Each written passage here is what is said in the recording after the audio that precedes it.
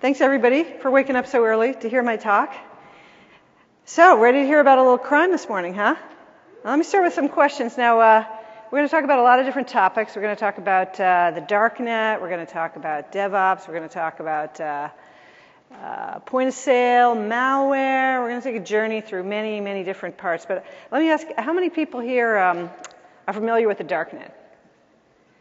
Come on, everybody here. Hands go up, a few hands. Okay. Anybody here use Tor? Anyone admitting to using Tor here? Okay.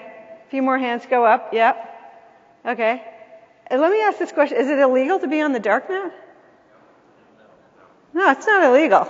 I get that question a lot, though. I work a lot with criminal investigators as well, and a lot of them are not as used to being on the Darknet as you guys are a sophisticated technical group. But I get that question a lot. Let me ask you another question. Let's see what we think here. Is it illegal to use Tor? Tor? It's not illegal to use Tor. No, not at all. It's not illegal to be on the Darknet. Not illegal to use Tor. What's that?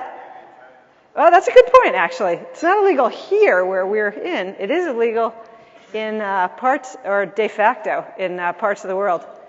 We'll get you dragged away. But here, people are still allowed to use it theoretically. Okay, good.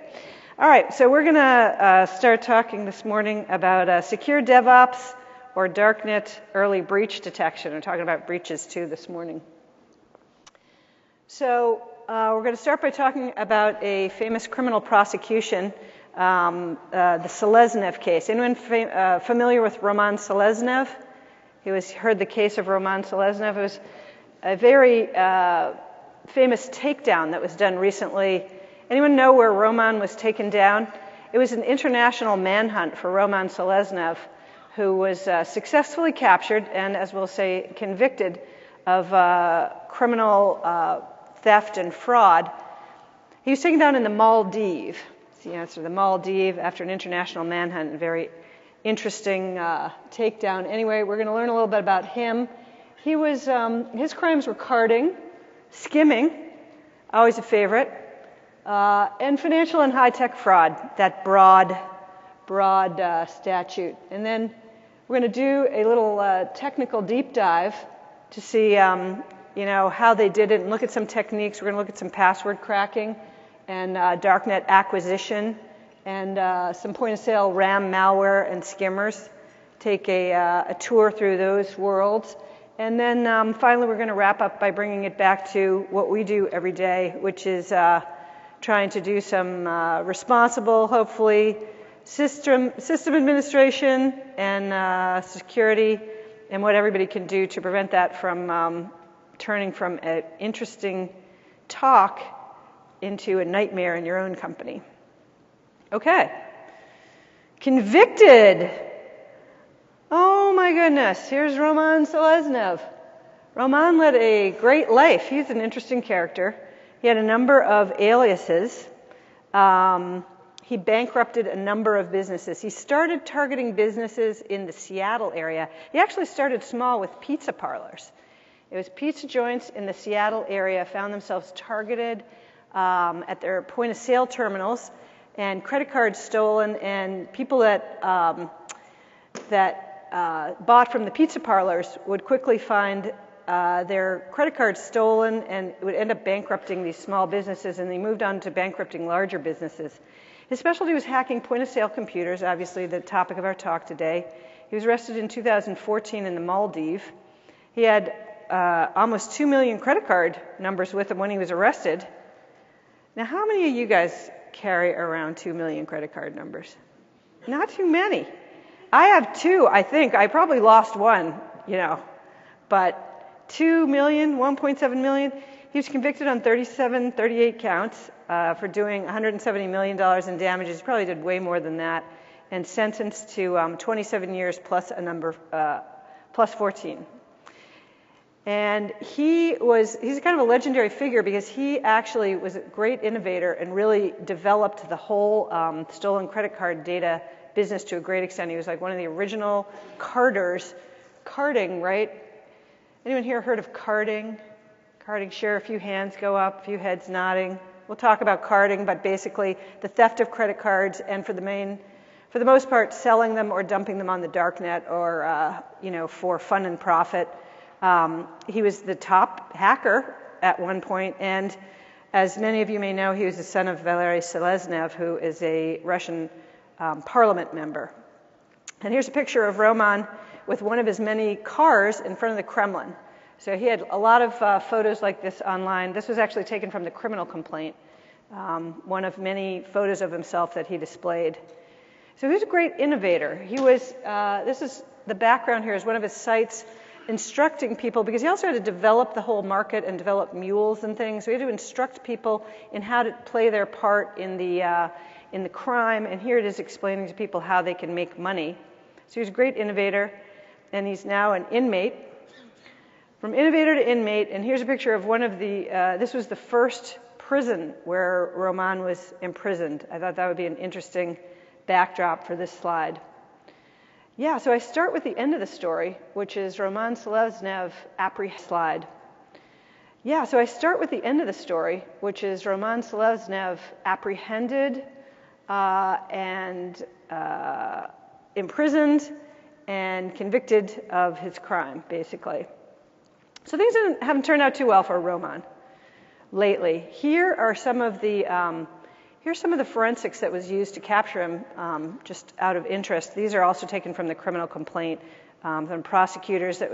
This shows the Tor browser was the last user activity when they captured him. This was not as dramatic as a takedown of some of the other fascinating takedowns, like Ross Ulbricht, another famous takedown right in the public library, the Glen Park branch in San Francisco, where they have to dramatically capture the laptop open in order to preserve the admin account. This one, they just grabbed him. They had a lot of other data, but he was open to Tor browser at the time. Here's some of the forensic activity, and here's some of the other forensic evidence that was introduced in the case at the time as well, bitmap and other things. Just kind of interesting. So, criminal carding. All right, I think a few people said they were familiar with criminal carding. Not too many people admit to knowing much about criminal carding, but here's a famous Darknet hidden service site from Rescator, another famous carder. And it's basically buying, selling, and trading online credit card data, stolen generally from large retailer data breaches. And we're going to talk about some very large retailer data breaches, all of which you guys would be very familiar with. Their names are very common, and they're very well-known breaches that we're going to talk about today. And the cards fetch about $10 to $25 on the open market for a stolen number.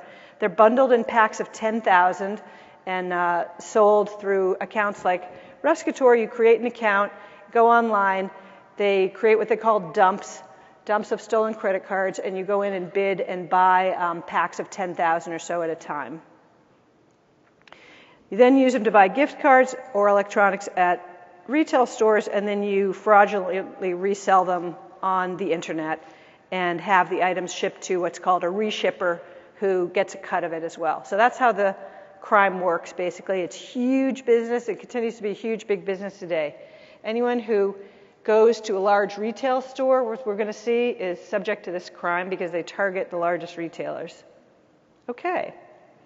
So that's a little bit of background. Now we're going to do the technical deep dive. So here's a little history of data breach events. It's a select history.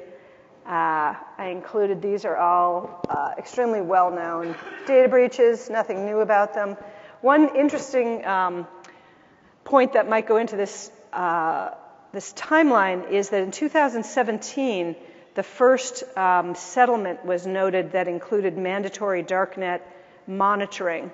So these large retailers and large companies are now starting to be subject to mandatory court-ordered Darknet monitoring because it's so well known and so clear that this data is all dumped on the Darknet. And indeed, if they had gone out on the Darknet, they would have discovered the breach a lot earlier because the evidence from the Darknet shows that this data was dumped out there a lot earlier than the breaches were originally otherwise discovered. So yeah, December 2017, the first mandatory Darknet reporting. Here's the results of an actual Darknet search. And this is a tool that I use a lot when I'm doing my Darknet searches, but this is the type of tool that we use when searching the Darknet to find stolen credit cards, all kinds of other things, references to large companies. Anyone recognize what this may be? This is like an eye chart, so like you kind of need a telescope to see this slide, but anyone recognize what that is up on the screen there?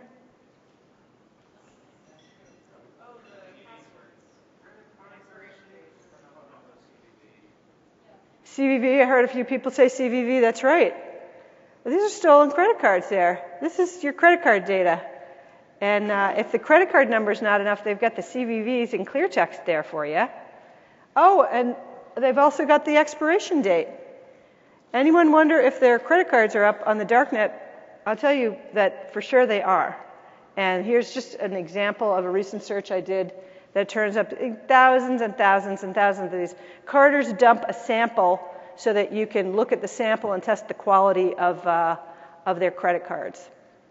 So that's an... Anyone know what this is? Anyone seen this type of, this clue on the screen? Okay, who said skimmer? Come on, you cheated. Okay. Yes, it's a skimmer. Skimmers are like the Model T Fords of the point-of-sale breach malware world. They were the original devices that one by one were stuck on like ATMs, gas. Point-of-sale devices were a favorite. The only difference between skimmers, these are little physical devices, very small. This is from my work at Alameda County Sheriff's Office. We got one of these in there the other day, and I took a photograph of it. It was discovered at a major retailer where you can see the slot where you stick in your credit card. This one is split in half.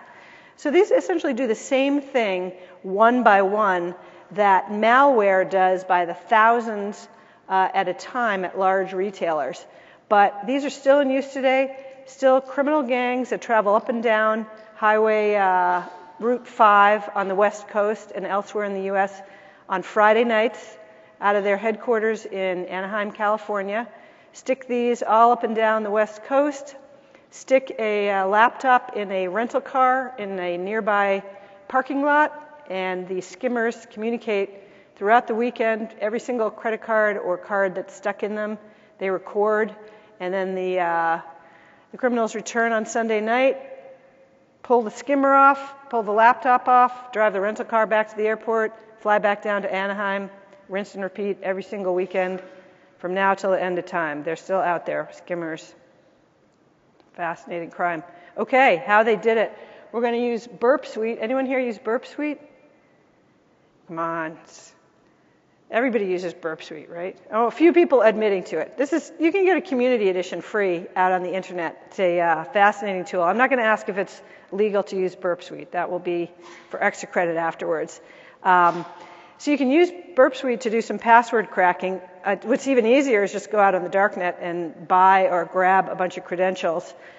These events, these large retailer breaches, start with the attacker gaining credentials from generally from a breach at an outside vendor. So in the case of the hack that we're going to look at, it's a major retailer, and the origin of their attack started with one of their suppliers who had credentials into their own system.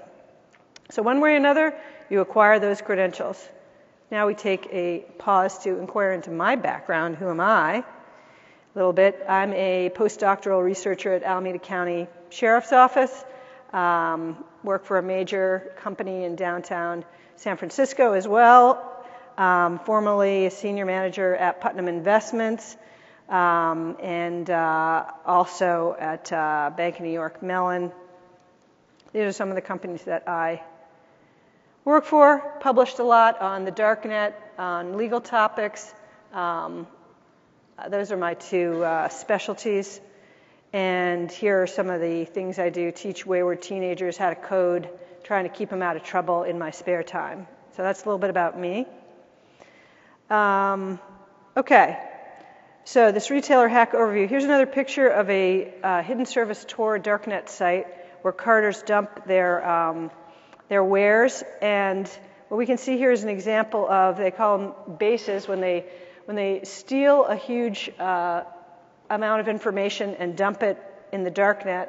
They call it a dump, and each individual set of credit cards is called a base, and they name their base. And this one, You see the name of what this one's named European Sanctions, and it advertises a valid rate of 100%. So they're interested in the quality of their sales. And they also have another base name, American Sanctions, that they name out here, and advertise that they have not only track 1 but track 2, as well as state and zip, and they don't give any replacements either. So this is from 2014. They target large retailers because they can install malware on thousands of point-of-sale systems in a single swoop. What an advancement over placing physical skimmers one by one on bank ATMs and gas machines. And they grab a large number of customer credit and debit card accounts and millions of customer email addresses. This particular hack is one of the largest hacks in history. I'm sure you've heard a lot about it. And it's a retailer where probably everybody here shopped last week. Okay, this settlement was $198 million in total when all was said and done. We read a lot about breaches at the time. It takes a while to unwind them and figure out where they go. And then they have phase 1, 2, and 3, so they often drag on longer than we heard about them. This one undoubtedly people heard about a few years ago. If you knew the name of the retailer, you'd say, oh yeah, that was a few years ago. But it had subsequent phases of the hack went on, and then the civil settlement dragged on and was only settled last year, as I said. This was the settlement that included mandatory Darknet reporting because all of this data was dumped on the Darknet and was available there so much longer before it was found otherwise. So when you go back to your organizations, you might ask yourself if a Darknet search might yield something now that would tell you information that about your breaches, if you have any, that can be very expensive and time-consuming to find out otherwise. So they ended up paying $136 million to Visa and MasterCard. They had only $27 million in fraudulent charges that they reimbursed, which is a tiny number in comparison to their bank fees. They had some civil settlements with consumers above and beyond fraudulent charges. A little bit of legal fees, $16 million there. And this was only the first wave of their civil settlements. So here was the timeline. Started in April 2013 with password cracking, as I mentioned, just to review. And account acquisition from the Darknet, meaning credentials, meaning login credentials. By account acquisition, I mean they went out there and got some account credentials from employees of the supplier and of the retail hack, and their clear text passwords. And by the way, usually if they're targeting employees of a certain company, like maybe any of your companies, you guys might be targeted, they're going to typically grab all of your credentials for all of your logins across all your platforms and all your clear text passwords at the same time, which is a kind of a chilling thought. And then by July 2013, they had launched a zero-day attack to exploit the vulnerability. They were able to jump the barrier between the vendor and they got into the retailer system. By the following spring, they had successfully installed malware on over 2,200 self-checkout terminals at this retailer where you probably shopped last week. The malware reads the clear text payment card data so that people that developed the operating systems for point-of-sale devices felt that there was no likelihood that anyone was ever going to look at data between the time that it was read and the time that it was transmitted to the server. So they thought that transmitting it in clear text was a fine plan.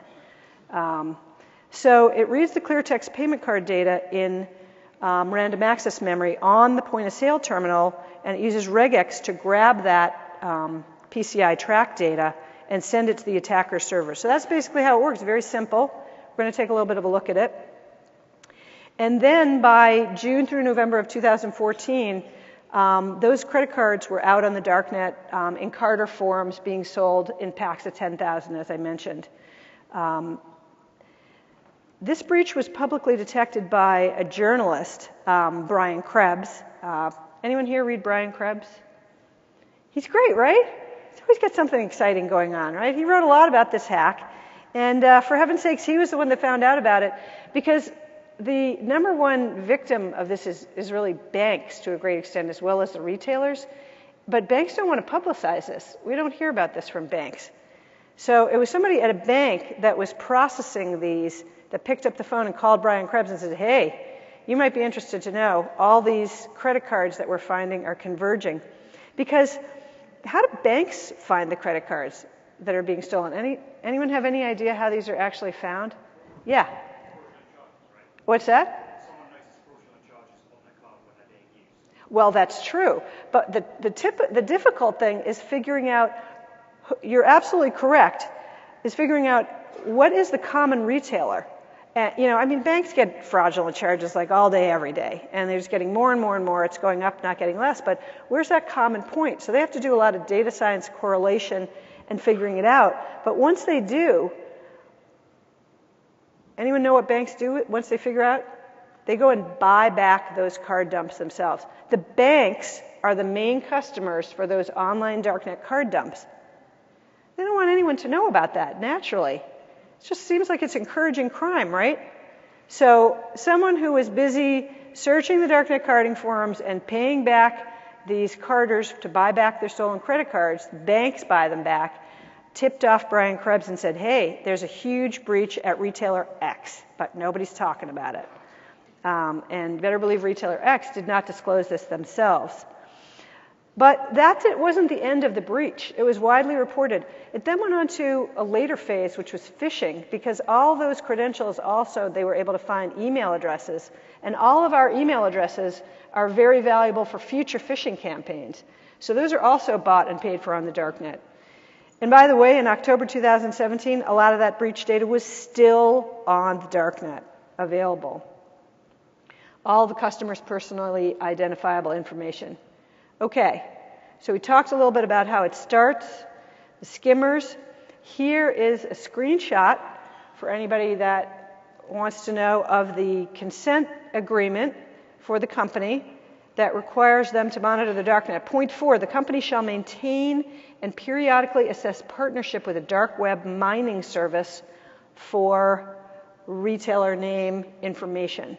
So they're now legally required by law to constantly buy services from darknet mining companies and search for their data, which is probably a really good thing, because in comparison to what they're paying the vendor, they're saving themselves a heck of a lot of money and saving their consumers. And here's the case citation where this can be found. Okay, password cracking. So here we got Burp Suite. And as I mentioned, you can download it free. You can download it right now if you wanted to.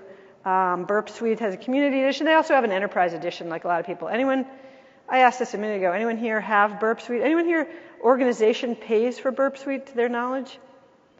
Right, a lot of organizations use Burp Suite Enterprise Edition as part of their CSIRT, their intrusion detection programs. So a lot of your companies may already have a license for Burp Suite if you're interested. Portswigger is one of the parts of that, and this is a screenshot of that. I use this sometimes in training, hands-on training to teach people how to do this. Here's another great website, DVWA. DVWA, this is another important security one. Anyone know what DVWA stands for? Anyone used this before? This is Damn Vulnerable Web App. This is a web app. It is damn vulnerable. This is actually a web app that's used intentionally to be able to test for security programs. It's a legitimate program, and it's the only way to test whether your brute forcing is working or not. So it's a web app that's intentionally built with a lot of vulnerabilities, and here I provided the login. So what you do is you go into Burp Suite, and essentially you need to set it up with your, to configure it to work with localhost initially and set it up with your company's IP addresses. You can see I provide the configuration here. And then you go in and feed it certain, what you want to do is you want to feed it a rainbow table, a file of possible passwords.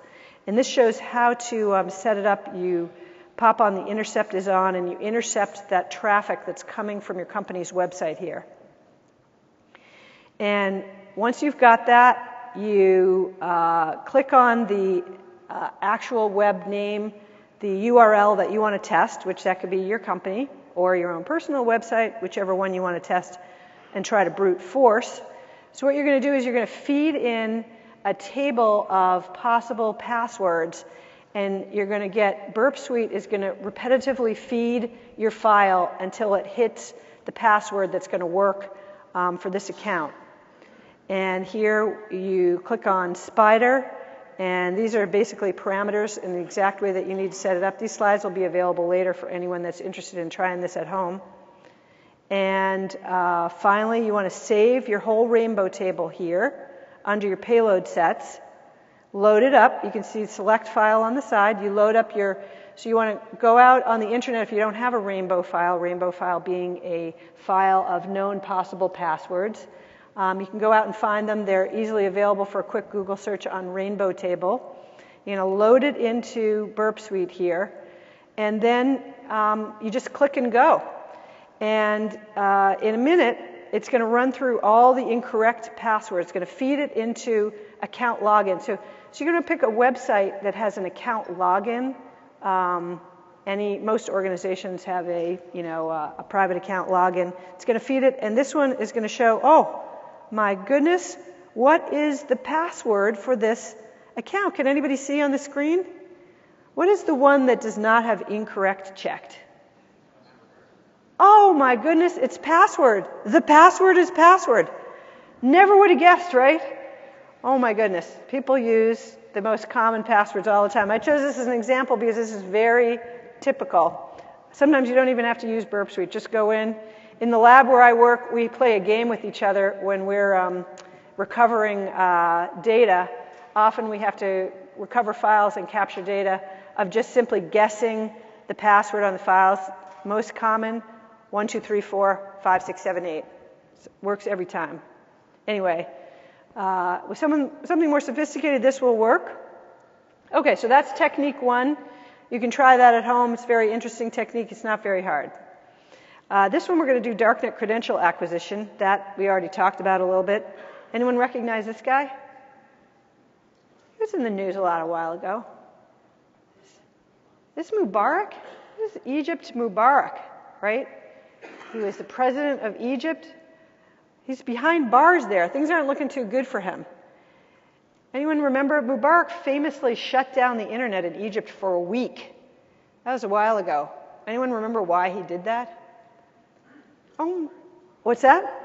Exactly, Arab Spring. It was that time when there was uprising in his land, and a lot of videos and photos of the violence were getting out. And a lot of people don't realize the extent to which the internet is choked and controlled in many countries. But so he was so frustrated that he couldn't shut down those videos getting out. Those videos were coming out over Tor. Tor, the tool, that's the Darknet tool, basically. So we talked about Tor a little bit before. Tor is freeware. Anybody can download it. You can go to it right now and download it. And for many people, Tor is the equivalent of the Darknet. It isn't really. It's just one of the tools that's used on the Darknet.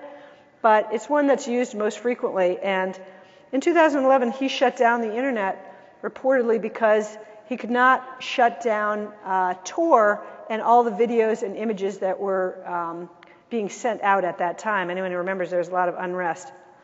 Oh my goodness, who's this guy? Come on, anybody recognize him? Edward Snowden, right? What's that he's got on the back of his laptop? Let's look a little bit closer. What is that? You can see what that is there?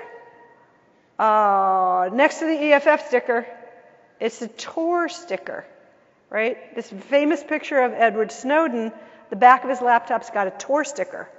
Edward Snowden also used Tor to exfiltrate his information. So anyone who's not familiar with Tor may be familiar with these famous incidents and people that use Tor to exfiltrate data. On the right hand of this screen is some of that information that Snowden exfiltrated. Anyone recognize this? Is a famous slide presentation named after an animal.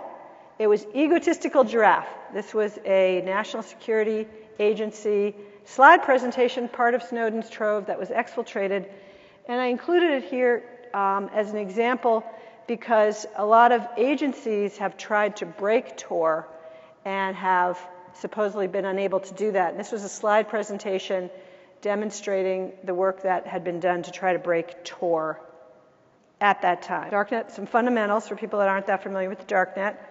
Darknet. Tor is an anonymous communication system, right? And it's not the only one, though. There's a number of them. You've got Yondo, Yondonim, I2P, ZeroNet. There's a bunch of them out there. Tor is the best known and one of the largest. So briefly, here's how it works.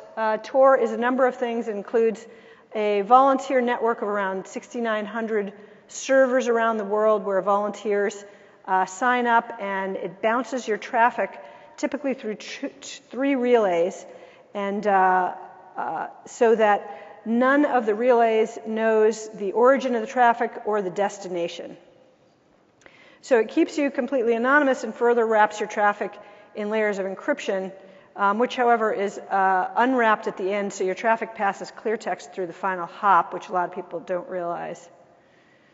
Here is a picture of Tor browser. This is former Tor browser. So it's just a browser. It's just like Firefox, or it's based on Firefox, Chrome, or any browser that you might use. Free to download. You can download it right now. Use it for search. This is a slide showing breakdown of traffic over Tor. So this was done by an academic researcher, but originally, and this shows currently the amount of traffic. What this slide shows is that the majority of traffic that's actually passing over Tor is criminal in nature. But Tor has other uses besides for criminal use. Some people here said that they use Tor. What do people use Tor for that are for legitimate uses? Anyone know legitimate uses of Tor? What's that? Privacy, right, exactly. Maybe you're visiting websites and you don't want to wake up every morning like I do with your name and address sold to every website in town, right? So this prevents websites from harvesting your personal information. Ordinary people that just want to go and browse the web without having all their PII stolen and sold. How about reading newspapers that are behind a paywall, right? If you go out on Tor, sometimes you can get around their paywall. A lot of people use it for that. Maybe protect your privacy in another country or something. So there's a lot of legitimate uses of Tor, but the empirical information shows that, in fact, the majority of traffic that actually comes through Tor is criminal in nature. Here is a slide that is another eye chart. Nobody could possibly read this slide that explains how Tor hidden services. So aside from Tor browser, there's over 33 known applications of Tor. And hidden services are what most people think of as the darknet, because the dark markets are often put out on here. This slide is mainly meant to convey that hidden services and dark markets are complex. They're essentially set up behind 2 different layers of 3 relay hops, so that neither the client, who is typically the buyer on a dark market site, like a carding site, and the seller, like Rescator or Roman Seleznev, was, neither the buyer nor the seller know each other. They typically use Bitcoin, as you know, so which is, of course, not really anonymous, but a bit harder to trace. So this is how a Tor hidden service works. Somewhat complicated. So the Darknet, we're going to give a few definitions here for people that aren't that familiar with the Darknet. It's an overlay network. It's just an overlay network of the internet, basically. It's not a separate network. It's just an overlay of the internet. It's an alternative internet addressing scheme to DNS, and you cannot trace the IP address, which makes it difficult for law enforcement to apprehend criminals. Here's the Department of the Navy. Anybody know why the Department of the Navy's up here?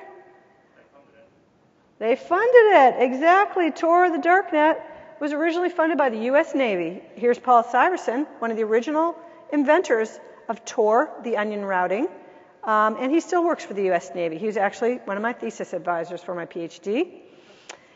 So Tor is a complicating thing. We're not going to go through it in too much detail. It's a network of people, a nonprofit organization, an organization of servers, so it can be kind of complicated. And it also is not a number of things that are named after it, like Tor Mail, or all sorts of things that have the word Tor in it that are kind of knockoffs that are not actually Tor. Here's a quick timeline. It was invented in the 1990s by the U.S. Navy.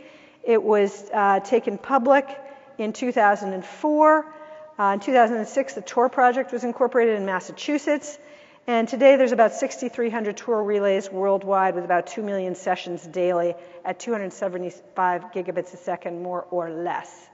So that's the background on that. Quick, we're just going to run through the POS RAM mouse gripper software. This, for anyone who's interested, gives like a little bit of a deep dive into that. This malware is kind of fascinating, actually. It's simple, but it's grown, and the carters steal it from each other and then improve on it. So now it's got all sorts of quality checks built into it and all sorts of features and functionality that's all controlled remotely when it's on your retailer's point-of-sale terminal. These predominantly use Windows OS, and this is something that would really benefit from system administrators' closer attention and knowledge. The captured data is sent to attackers' servers, so we include some examples here. And in this retailer hack, they used BlackPOS. It's a well-known to reverse engineers available out on the internet. Pretends to be a component of antivirus, of course, the most typical thing. It enumerates all the processes that are running on the infected system, and then it scans the process memory for track 1 and 2 credit card data. This is a screenshot of BlackPOS credit card data output. It's very familiar. So if you ran this malware, you would see this output. Decibel is a similar thing that I reverse engineer here too, coded in VB script. Oh my goodness. C, C++, or Delphi. That once the source code has been leaked online, it uses the HTTP post requests to do the data exfiltration. And this is not cached, not saved in history, and there's no restrictions on data sending length typically for this data, which makes it all the easier to grab. So briefly, it infects the system using a drive-by download attack, which we won't go into here, but you can see it can take several months for an attacker to work their way into the part of the system where they can quickly perform a drive-by download attack. At startup, it checks for reverse engineering tools. It evades detection and terminates itself if it finds effective tools, which it typically does not. It installs itself under user profile, under this file name, and then audits the infected system, determines all sorts of information about them, OS, version, everything they need to know. They also retrieve the name of the anti-malware solution, and they exfiltrate that all to their remote server along with all the credit card data. So that's, in a nutshell, how the software works. Here's an example of it. Here's checking the presence of debugging tools. Again, these will all be available online afterwards. And it then audits the infected system. This is an actual example of it auditing the infected system that it runs through quickly while you're waiting in line to buy your, groceries or your, whatever you may be buying. It's running through these checks, make sure that it's functioning optimally so that the minute you stick in your credit card, it's not going to waste any time. Then it's going to check for anti-malware solutions. Here it's checking to see if it's got any. Oh, there aren't any. Too bad.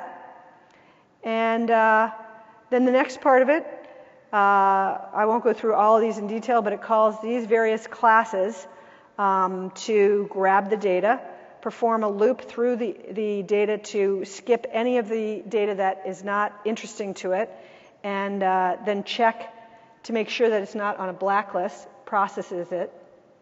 Here again are the screenshots. And then finally it uses regex to match track 1 and 2 credit card data so that it can identify it. It's got a built-in loon validation mechanism for anybody that works in retail. That's a credit card validation mechanism because they only want the highest quality dumps when they sell them. And finally, they exfiltrate that. And here again is an example of running through the loon validation here. So it doesn't get any bad credit cards, fake credit cards. So that's basically how it works. Okay, and to wrap up, what can be done about this? There's all sorts of things that actually can be done about it, and a lot of it starts with you guys in system administration, actually. Anyone here work on point-of-sale operating systems? No hands going up. Not as many point-of-sale systems out there. The number of them in comparison to other systems is small. This is a field that is very rich for improvement. We find inadequate network segregation. That's typical, but also some of these retailers have a practice of entering credit card data in other departments other than at the point of sale. That's a bad thing. And they have very weak third-party vendor oversight.